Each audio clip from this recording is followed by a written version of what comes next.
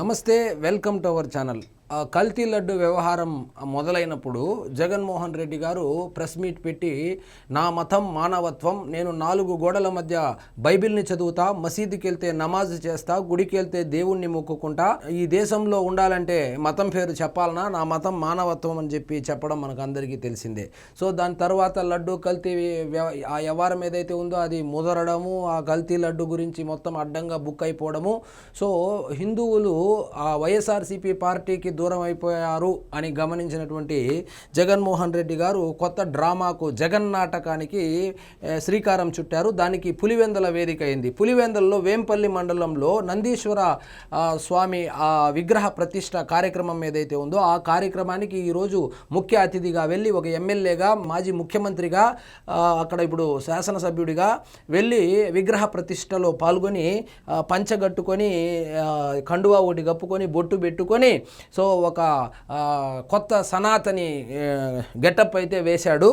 So అధికారంలో ఉన్నప్పుడు గుడి సెట్టు వేసుకొని గుడిసేటి వేషాలు వేసినటువంటి జగన్మోహన్ రెడ్డి సో ఇప్పుడు ఏకంగా గుళ్ళకు గోపురాలకు వెళ్ళి నేను హిందువుల దేవుళ్ళను గౌరవిస్తాను, అదేవిధంగా పాటిస్తాను అని చెప్పి ఏదో ఒక జనాల్లోకి ఒక నెరేటివ్ బిల్డ్ చేయడానికైతే ప్రయత్నాలు చేశాడు. సో మొత్తానికి అది సోషల్ మీడియాలో విపరీతంగా ట్రోలింగ్ అయితే అవుతా ఉంది.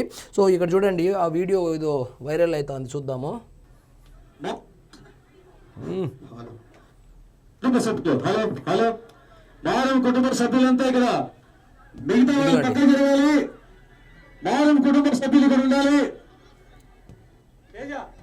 అధికారంలో ఉన్నప్పుడు హిందువులు కనపడలేదు, అధికారంలో ఉన్నప్పుడు హిందూ దేవుళ్ళ మీద, దేవాలయాల మీద దాడులు జరిగినప్పుడు పట్టించుకోలేదు, కనీసం ఆ దోషులను శిక్షించలేదు. తిరుమల తిరుపతి దేవస్థానంకి సంబంధించి అయితే కనుక అక్కడ అన్యమత ప్రచారాలు కావచ్చు, అన్యమతస్తులను అక్కడ ఉద్యోగాల్లో నియమించడం కావచ్చు, అధికారాలు కట్టబెట్టడం కావచ్చు, అక్కడ కల్తీ వ్యవహారం కావచ్చు, ఇవన్నీ జరుగుతున్నటువంటి వేళ దాన్ని డైవర్ట్ చేయడానికి, జరిగినటువంటి డ్యామేజ్ని కంట్రోల్ చేసుకునే దాంట్లో భాగంగా ఇప్పుడు కొత్త సనాతన ధర్మ పరిరక్షకుడిగా వేషం అయితే వేశాడు. ఇది చూడండి, పంచ కట్టు ఏంది, ఇది పీఠాధిపతిలాగా వేశాడు. ఇది చూడండి, చిక్కటి చిరునవ్వు, బొట్టు పెట్టుకున్నాడు. సో హిందువుల కోసమే పుట్టినట్లు, హిందూ ధర్మాన్ని పరిరక్షించడం కోసమే ఆయన రాజకీయాల్లోకి వచ్చినట్లు. సో ఇంకొకసారి ముఖ్యమంత్రిని చేస్తే ఆయన హిందూ ధర్మ పరిరక్షకుడిగా, ఒక పీఠాధిపతిగా, ఒక సనాతన ధర్మాన్ని కాపాడేటువంటి ఒక యోధుడిలాగా, ఛత్రపతి శివాజీలాగా ఉండబోతానంటూ ఆయన సందేశాలు అయితే ఇవ్వడం జరిగింది. ఇక్కడ చూడండి, ఆయన వేషధారణ, చిక్కటి చిరునవ్వు. ఇక్కడి నుంచి ట్రోలింగ్ స్టార్ట్ అయ్యింది.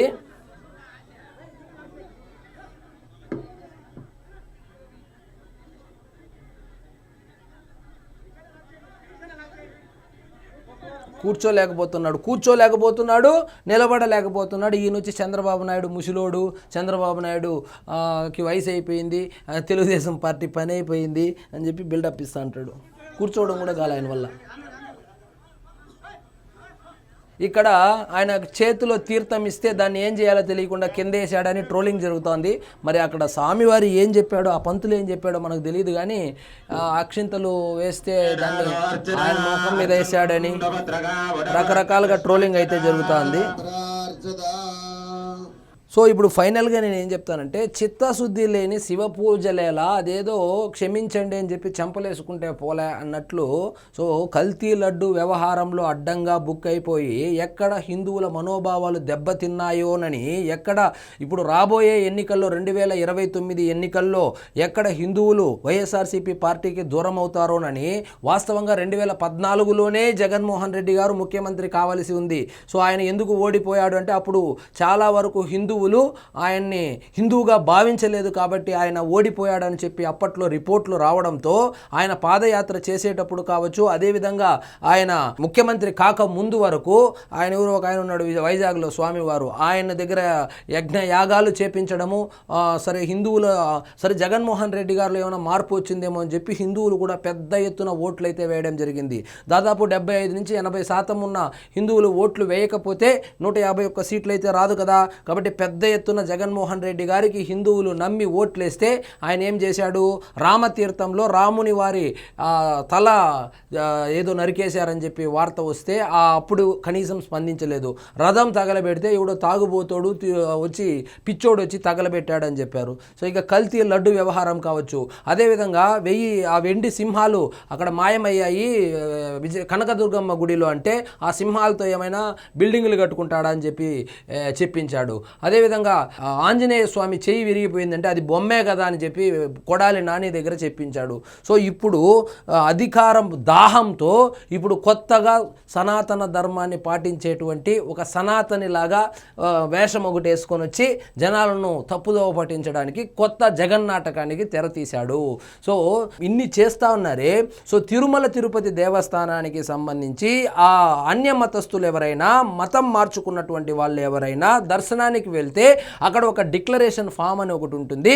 ఆ డిక్లరేషన్ ఫామ్ మీద సంతకం పెట్టాలి అని చెప్పి డిమాండ్ చేసినప్పుడు ఇక అక్కడ పర్యటన కన్ఫామ్ చేసుకొని కూడా కనీసం డిక్లరేషన్ ఫామ్లో వీళ్ళు ఇప్పుడు సంతకం పెడితే కానీ మనల్ని అలో చేయరు అని చెప్పి ఉద్దేశంతో వెనక్కి వచ్చినటువంటి చరిత్ర జగన్మోహన్ రెడ్డి గారిది. ఈయన ముఖ్యమంత్రి కాకముందంట డిక్లరేషన్ ఫామ్ ఇస్తే క్యాన్సిల్ దిస్ అనో ఏదో రాసి ఇచ్చాడంట. సో ఎప్పుడు అక్కడ డిక్లరేషన్ ఫామ్ అంటే ఏందండి, నేను శ్రీవారిని నమ్ముతున్నాను, నా మతం వేరైనప్పటికీ కూడా నేను భక్తి శ్రద్ధలతో వస్తున్నాను, నేను నమ్ముతున్నాను అని చెప్పి చిన్న సంతకమే పెట్టమనేది. వాళ్ళేమి నీ ఆస్తిపాస్తులేమి రాసి ఇవ్వమని చెప్పరు, ఒక ఖాళీ పేపర్లో సంతకం పెట్టి ఇవ్వమంటారు. సో ఆ సంతకం పెట్టి ఇవ్వడానికి కూడా నామోషిగా ఫీల్ అయ్యి ఇప్పుడు ఎవరైనా కానీ నన్ను కానీ మిమ్మల్ని కానీ మీ మతం ఏదంటే టక్కును చెప్తాం మా మతం పలానా పలానా మతం అని. కానీ ఆయన మాత్రం నా మతం మానవత్వము, నేను అన్ని మతాలను గౌరవిస్తాను అని చెప్తాడు. అన్ని మతాలను గౌరవించాల్సిందే. సనాతన ధర్మం కూడా ఏం చెప్తుందంటే నీ మతాన్ని నువ్వు ఆచరించు, ఇతర మతాలను గౌరవించు అనే చెప్తుంది. ఇప్పుడు హిందూ మతం విషయానికి వచ్చినప్పుడు డిక్లరేషన్ ఫామ్లో ఎందుకు సంతకం పెట్టవు, కల్తీ జరిగిపోయింది అని చెప్పి సాక్షాత్తు మీ బాబాయ్ అయినటువంటి వైవి సుబ్బారెడ్డి ప్రెస్ మీట్లో చెప్పినప్పుడు ఇప్పుడు కూడా ఆ ఛార్జ్ షీట్ని క్లీన్ చిట్ ఇచ్చేసిందని ఎందుకు తప్పుడు ప్రచారాలు చేయిస్తున్నావు, ఎందుకు మీ యొక్క మీడియా మాఫియా ఏదైతే ఉందో వాళ్ళ దగ్గర అసలు లడ్డు కల్తీనే జరగలేదు అని చెప్పి ఎందుకు ప్రచారం చేయిస్తున్నావు, సమాధానం ఉండదు. సో చేసేవేమో అలాంటి పనులు, ఇప్పుడు వచ్చి దాన్ని కవర్ చేసుకోవడానికి ఈ విధంగా గుళ్ళు గోపురాలు. ఇక జగన్మోహన్ రెడ్డి గారు డిక్లరేషన్ ఫామ్లో సంతకం పెట్టి తిరుమలకు దర్శనానికి వెళ్ళినా కూడా ఆశ్చర్యపోవాల్సినటువంటి అవసరం లేదు. అంటే హీట్ చాలా గట్టిగా తగిలింది పార్టీకి. సో అధికారంలోకి రావాలంటే, 4 ఓట్లు రావాలంటే సో ఇలాంటివి చేయాలి అనేటువంటి ఒక ఐడియాకైతే వచ్చినట్లున్నాడు. సో ఈరోజు కొత్తగా మొత్తం వైఎస్ఆర్సీపీ పార్టీకి సంబంధించినటువంటి క్యాడర్ ఎవరైతే ఉన్నారో హిందువులను, ముఖ్యంగా పవన్ కళ్యాణ్ గారు సనాతన ధర్మం గురించి మాట్లాడినప్పుడు అవహేళన చేసిన వాళ్ళు కావచ్చు, ఆయన గుళ్ళు గోపురాలు తిరిగేటప్పుడు, చంద్రబాబు నాయుడు గారు గుళ్ళు గోపురాలు తిరిగేటప్పుడు అవహేళనగా మాట్లాడినటువంటి పార్టీ కార్యకర్తలు ఎవరైతే ఉన్నారో వాళ్ళంతా ఈరోజు వచ్చి సనాతనిలు అయిపోయి ఆయనకంట ముఖ్యమంత్రి పదవి ప్రాప్తిరస్తు అని చెప్పి పోస్టులు పెట్టుకుంటా ఉన్నారు. అంటే ఇప్పుడే గుర్తుకొచ్చారా హిందువులు మీకు? ఇప్పుడే హిందూ దేవాలయాలు గుర్తుకొచ్చిందా? హిందూ ఆచారాలు వ్యవహారాలు ఇప్పుడే గుర్తుకొచ్చిందా? సో శ్రీవారి సెట్టు ఇంటి దగ్గర వేసుకున్నప్పుడు గుర్తుకు రాలేదా? కాబట్టి హిందువులు ఒక్కసారి మోసపోతే అమాయకత్వం, రెండోసారి మోసపోతే మూర్ఖత్వం. సో అంత మూర్ఖంగా ఎవ్వరూ లేరు. కాబట్టి ఈయన లీలలన్నీ 5 సంవత్సరాలు అధికారంలో ఉన్నప్పుడే చూసేశారు. సో ఈయన పదే పదే పదే ఇంత హిందువుల మీద నిజంగా భక్తే ఉంటే కరుణాకర్ రెడ్డిని రోజు ప్రెస్ మీట్ పెట్టి తిరుమల తిరుపతి దేవస్థానం యొక్క ప్రతిష్టతను దిగజార్చేలాగా ఎందుకు వీళ్ళు ప్రయత్నిస్తారు? నిన్నటికి నిన్న ఆ క్యూ లైన్లో ఎవరినో పాము కొరికేసిందని దుష్ప్రచారం చేశారు. ఆ పాము కొరికింది అని చెప్పబడేటువంటివి భక్తురాలే వచ్చి అరే నాయన పామే కొరకలేదు నన్ను, ఆడ పాము లేదు పాడు లేదని చెప్పినా కూడా పెట్టినటువంటి పోస్టులు డిలీట్ చేయనటువంటి వీళ్ళు ఈరోజు వచ్చి సనాతన ధర్మం గురించి, ఆ హిందువుల దేవుళ్ళ గురించి అదేందో ప్రాప్తిరస్తు అని చెప్పి పోస్టులు పెట్టుకుంటున్నారు. సో దేవుడు అన్నీ చూస్తుంటాడు, అందరికీ దూల తీర్చేస్తాడు. ఆల్రెడీ సగం దూల తీర్చేశాడు 2024లో, ఇక మిగిలిన దూల కూడా తీర్చేస్తాడు. అంటే హిందువులు అంటే అంత లోకుగా కనపడతా ఉన్నారా?